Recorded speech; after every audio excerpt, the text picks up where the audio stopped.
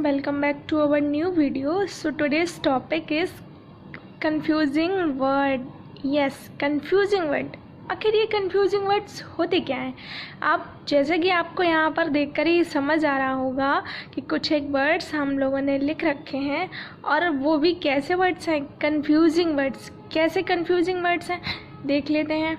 यहाँ पर जैसे मान लीजिए फर्स्ट वर्ड जो हमने लिया है यहाँ पर एडवाइस, ठीक है, और जो सेकंड मीनिंग लिख रखी है वो भी क्या है, इसको भी जब आप प्रोनाउंस करेंगे तब भी ये क्या है, एडवाइस। लेकिन यहाँ पर हमें दिख रहा है कि दोनों ही स्पेलिंग में थोड़ा सा डिफरेंस है कि नहीं। इसकी जो स्पेलिंग है वो है ADVICE, लेकिन बोलेंगे जब हम इसको प्रोनाउंसिएशन करेंगे तो ये इसको भी हम क्या पढ़ेंगे, एडवाइस। और नेक्स्ट जो मीनिंग हमारी दी गई है ADVISE, ये भी क्या है, एडवाइस। अब दोनों की स्पेलिंग में सिर्फ एक ही लेटर का डिफरेंस है कि नहीं, लेकिन इसका जो मीनिंग है, इन दोनों ही वर्ड्स के मीनिंग जो हैं वो बिल्कुल ही डिफरेंट हैं, दोनों ही एक दूसरे से बिल्कुल अलग हैं।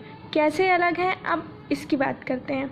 ये जो हमारा फर्स्ट वाला एडवाइस है ना, ADVICE, ये जो CE वाला होता है ये हमारा क्या होता है, ये होता है हमारा नाउन। यस, ये हमारा क्या होता है, नाउन। और जो ADVISE ये होता है, ये सेंटेंस में एज अ वर्ब यूज़ किया जाता है, ठीक है। जो हमारा एडवाइस होता है ये एज अ नाउन यूज़ किया जाता है, और जो एडवाइस होता है ये हमारा एज अ वर्ब यूज़ किया जाता है। अब फटाफट से इसका हम सेंटेंस के एग्जाम्पल देख लेते हैं ताकि हम इनको क्लियर कर सकें। तो ये जो एडवाइस है यहाँ हम लिख लेते हैं, ये नाउन है। बस आपको यही याद रखना है, जिसमें CE है लास्ट में वो नाउन है, और जिसमें SE है वो एज अ वर्ब यूज़ होता है, ठीक है। इसमें यही डिफरेंस होता है। अब इसका एक एग्जांपल हम देख लेते हैं। जैसे मान लीजिए, my father gave me some good advice, मेरे पिता ने मुझे कुछ अच्छी सलाह दी, ठीक है। तो वो एज अ नाउन यूज़ हो गया है। अब इसकी बात करते हैं। अब ये जो वर्ब है, जैसे I advised my brother to go to the doctor, ठीक है, मैंने अपने भाई को डॉक्टर के पास जाने की सलाह दी। तो जब सलाह देने की बात आएगी, किसी को कोई अच्छा एडवाइस, कोई बात या कुछ भी, वो एज अ एडवाइस जब यूज़ करना होगा तो हम इस वर्ड का यूज़ करेंगे, और जब एज अ नाउन यूज़ करना होगा तब हम इसका यूज़ करेंगे, ठीक है। Clear. Next, now come to next word which is already. अब देखिए यहाँ पर दोनों स्पेलिंग में डिफरेंस देखिए। फर्स्ट स्पेलिंग हमारी दी गई है ALLREADY, इसको जब हम रीड करेंगे तो ये क्या है, ऑलरेडी, ठीक है।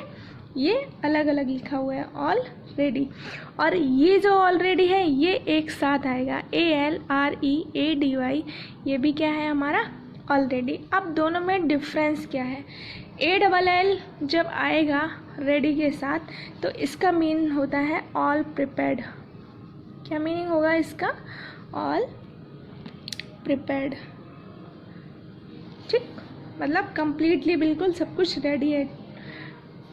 और ये जो ऑलरेडी है इसका मीन्स होता है जैसे कि मान लीजिए समथिंग दैट हैपेंड प्रीवियसली, जो लगभग तुरंत ही कुछ हुआ हो। जैसे लिख लेते हैं इसको, फिर समझाते हैं।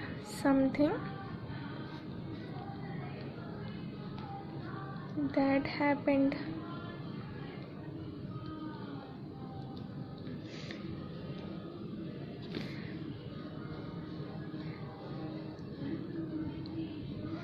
अब एग्जाम्पल के थ्रू समझते हैं कि आखिर इन दोनों ऑलरेडी का यूज़ हम करते कैसे हैं। जैसे ये ऑलरेडी है ना आपका, इसका एग्जाम्पल मान लीजिए we are all ready to leave now. अब हम यहाँ से जाने के लिए बिल्कुल रेडी हैं, मतलब बिल्कुल तैयार हैं, तो वो ये ऑलरेडी आएगा।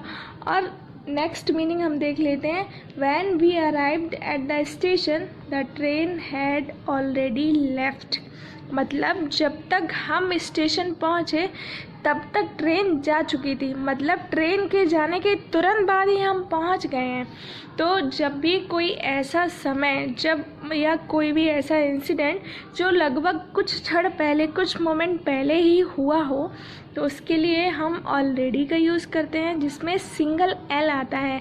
और इस ऑलरेडी का मतलब होता है लगभग हम बिल्कुल तैयार हैं। ठीक है, तो ये इन दोनों में डिफरेंस होता है। नेक्स्ट हम बात करते हैं।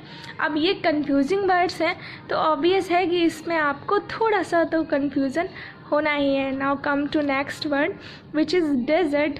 तो ये जो स्पेलिंग हमें दिख रही है DESERT, इसका मीन्स क्या होता है?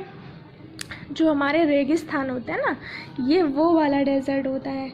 ठीक है, और लिख लेते हैं जैसे सहारा डेजर्ट, ये समझाने के लिए ऐसे सहारा रेगिस्तान है ना हमारा, वही। और ये जो डेजर्ट होता है, स्पेलिंग में डिफरेंस देखिए आप, DESSERT। ये मेन कोर्स की तरह जो मिठाई होती है ना हमारी, वो वाला डेजर्ट है ये स्वीट कोर्स। ठीक है, जो भी आपको मीठा पसंद हो, ये वो वाला डेजर्ट होता है। नेक्स्ट बात करते हैं फर्दर की। अब देखिए स्पेलिंग में डिफरेंस देखिए, FARTHER, इसका फर्दर हो गया और ये फर्दर हो गया FURTHER। अब इन दोनों का डिफरेंस देखते हैं। जो फार्दर होता है ये वाला FARTHER, ये किसके लिए आता है? ये डिस्टेंस को इंडिकेट करता है। ठीक है, डिस्टेंस को इंडिकेट करता है। और नेक्स्ट ये जो फर्दर होता है हमारा, जिसमें यू आता है, ये जैसे कि मान लीजिए समथिंग एडिशनल, कुछ ऐसे जोड़ने वाला, जिसमें कोई ऐसी चीज़ जिसमें कुछ आगे ऐड हो सके। ठीक है, समथिंग एडिशनल।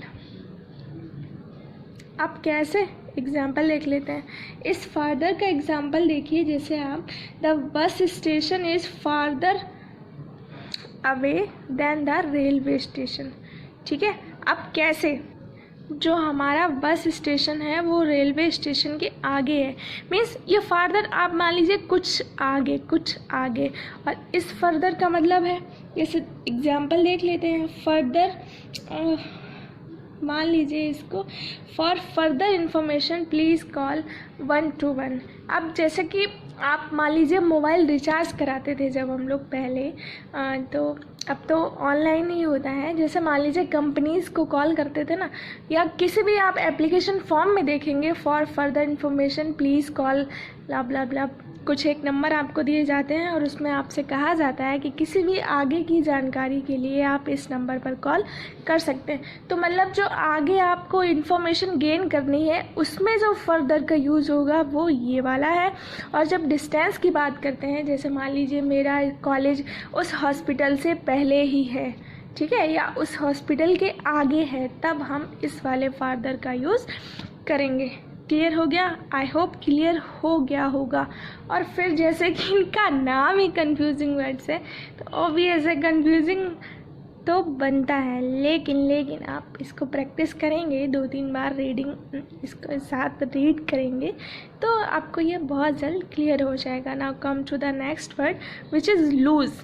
अब देखिए एक लूज़ हमें दिया गया है LOSE, और नेक्स्ट जो वर्ड है वो हमारा दिया गया है LOOSE। अब इन दोनों का डिफरेंस देखते हैं। जिसमें सिंगल ओ होता है LOSE, ये वर्ब होती है। ठीक है, ये क्या होती है? हमारी वर्ब। और जो हमारा OOSE होता है, जैसे LOOSE, ये किस लिए आता है? ये एडजेक्टिव की तरह यूज़ किया जाता है। ठीक है, LOSE ये हमारा वर्ब की तरह होता है और LOOSE ये हमारा एडजेक्टिव की तरह होता है। एग्जाम्पल देख लें फटाफट। If you lose something you know longer have it. अगर आप इसे खो देते हैं तो आप इसे दोबारा नहीं पाएंगे। और नेक्स्ट जो एडजेक्टिव की तरह हम यूज़ करते हैं इसको, तो इसको ऐसे मान लीजिए, I have a loose tooth, मतलब मैंने एक दांत खो दिया, मेरा एक दांत चला गया। अब ये ऐसी चीज़ है जो कभी वापस नहीं आने वाली।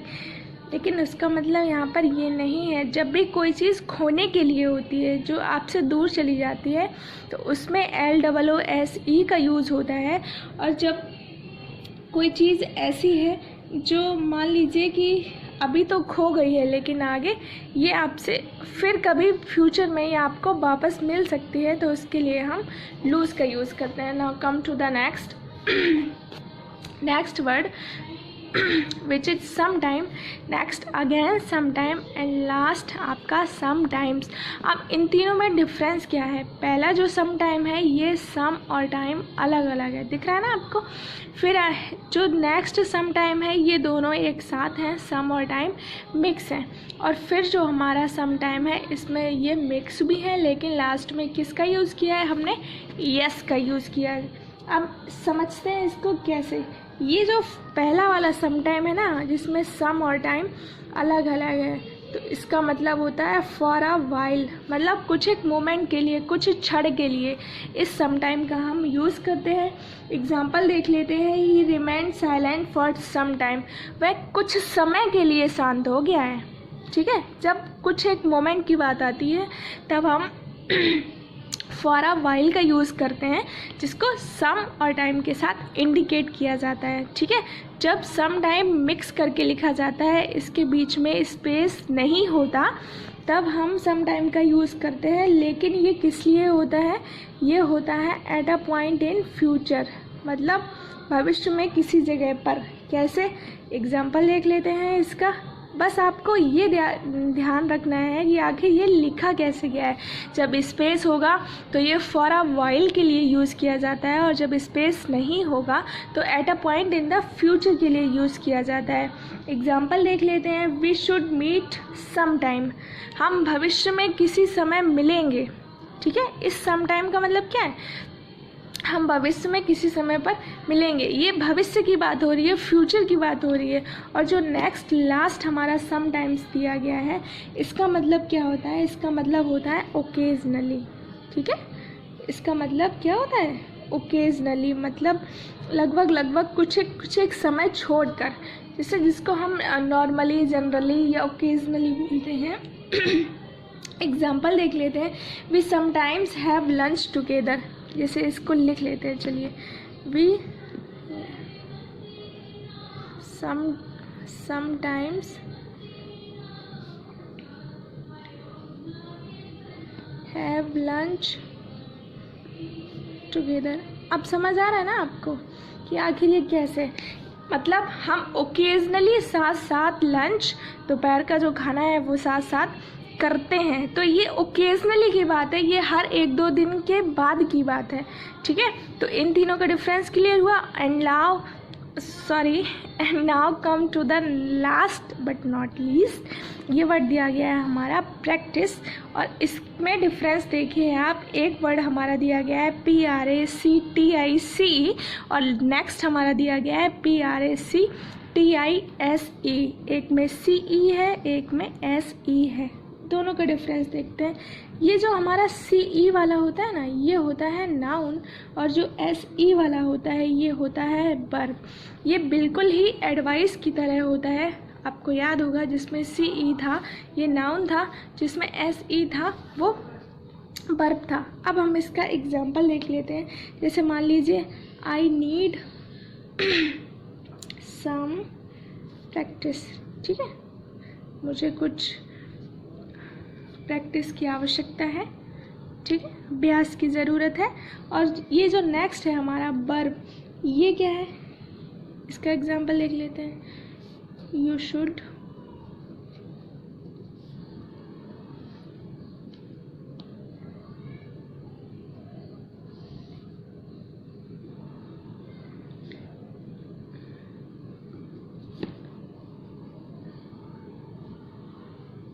अब देखिए, इस प्रैक्टिस का मतलब क्या हो गया? You should practice speaking every day, तुम्हें प्रतिदिन बोलने का अभ्यास करना चाहिए। जब बात एज अ वर्ब की होगी तो हम इस प्रैक्टिस का यूज़ करेंगे, और जब नाउन की होगी तो इसका हम यूज़ करेंगे।